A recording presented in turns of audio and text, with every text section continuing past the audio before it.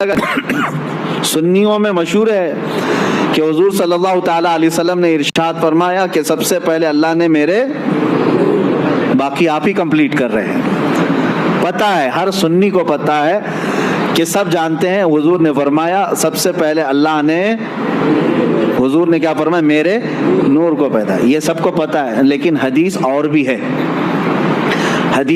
ایک حدیث میں میرے آقا صلی اللہ علیہ وسلم فرماتے ہیں سب سے پہلے اللہ تعالیٰ نے قلم کو پیدا کیا.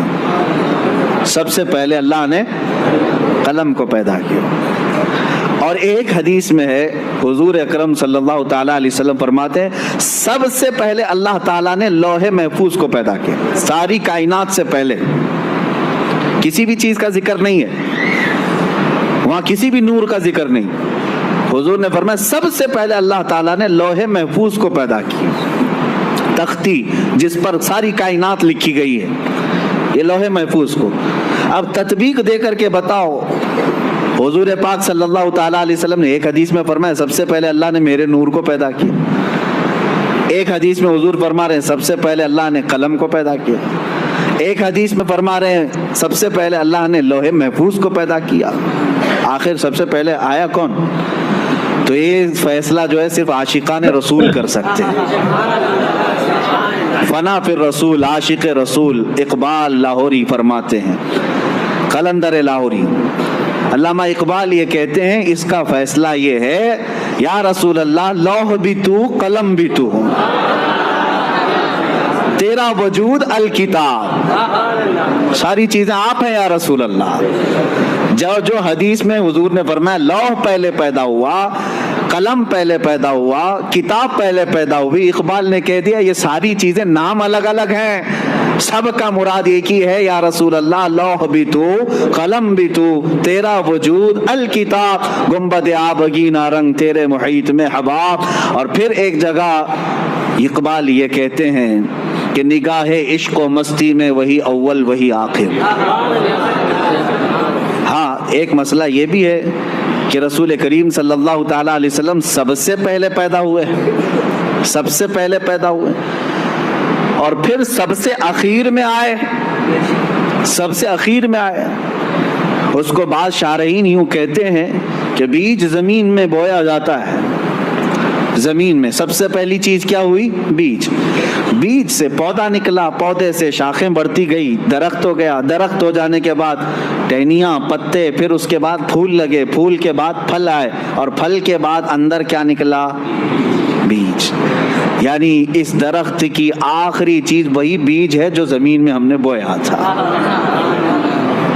جو زمین میں بیج تھا وہی پکنے کے بعد آخر میں وہی بیج آیا. تو اقبال یہ کہتے ہیں نگاہ عشق و مستی میں وہی اول وہی آخر. اب جو رسول اللہ صلی اللہ تعالیٰ علیہ وسلم کی حدیثیں ہیں اس میں ایک بات کی طرف میں آپ کو لے کر کے آ رہا ہوں. ذکر کیا ہے، کتاب کیا ہے، نور کیا ہے، لوح کیا ہے، قلم کیا ہے؟ اقبال کہتے ہیں نگاہ عشق و مستی میں وہی اول وہی آخر، وہی قرآن وہی فرقہ وہی یاسین وہی طٰہٰ. سب ذات رسول اللہ صلی اللہ تعالیٰ علیہ وسلم کی طرف ہے.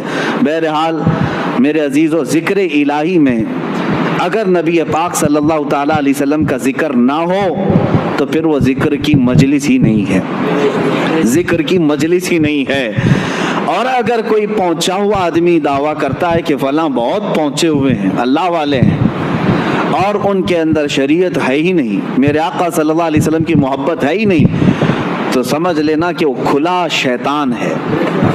چاہے وہ تمہارے سامنے شعبدہ بازی کر کے دکھائے، جس کو تم کرامت سمجھتے ہوں گے، آسمان میں اڑ کر کے دکھائے، پانی میں چل کر کے دکھائے، اگر میرے مصطفیٰ کی محبت نہیں تو وہ شیطان ہے، وہ شیطان ہے. کیوں؟ اعلیٰ حضرت نے بھی فرمایا بخدا خدا کا یہی ہے در. اللہ تک پہنچنا ہے تو میرے مصطفیٰ کی ذات سے ہی جانا ہوگا، نہیں اور کوئی مفر مقر جو وہاں سے ہو یہیں آ کے ہو، جو یہاں نہیں تو وہاں نہیں. حضور پاک صلی اللہ تعالیٰ علیہ وسلم کی طرف ہم سب کو چلنا ہے. عزیزان گرامی اوقات، میں تقریر کی غرض سے نہیں بیٹھا، اب مجلس ذکر ہماری قائم کرنی ہے. اس سے پہلے دلوں کو گرم ہونا بھی ضروری ہے، اور ہمیں پتہ ہے سنیوں کے دل گرم ہوتے ہیں تو نام مصطفیٰ سے ہوتے ہیں. اور جب تڑپ پیدا ہو جائے میرے مصطفیٰ کی محبت کی تو دل جب کھل جاتا ہے اور اللہ کے ذکر کی برکتیں اس میں اترنے لگتی ہیں. جو بند دل ہیں یا زنگ آلود ہیں اس کو چھانٹنے کے لیے میرے مصطفیٰ کا ذکر کافی ہے. جس کے سینے میں محبت مصطفیٰ ہو وہ یاد آتے ہی اس کا دل مچلنے لگتا ہے, دل دھڑکنے لگتا ہے, اور جب دل دھڑکنے لگے تو اس گرما گرمی میں ہی اسے سب کچھ دیا جاتا ہے. آپ کو پتہ ہے بہت ساری چیزیں نقش کرنے کے لیے تپانا پڑتا ہے. سونے کو نقش کرنے کے لیے پہلے آگ میں تپایا جاتا ہے. جب وہ گرم ہو جائے تو چھوٹی سی ہتھوڑی سے اس پر اچھا خاصا نقش بن جاتا ہے. تو ہمیں پہلے اپنے دل کو تپانا ہے عشق مصطفیٰ میں, پھر ذکر الہی کی ضرب لگاؤ اس دل پر, دیکھنا پھر نقش بنتا چلا جائے گا. لیکن جتنے بھی اذکار ہیں, جتنے بھی ذکر آپ کریں گے بے عشق مصطفیٰ کے کچھ نہیں.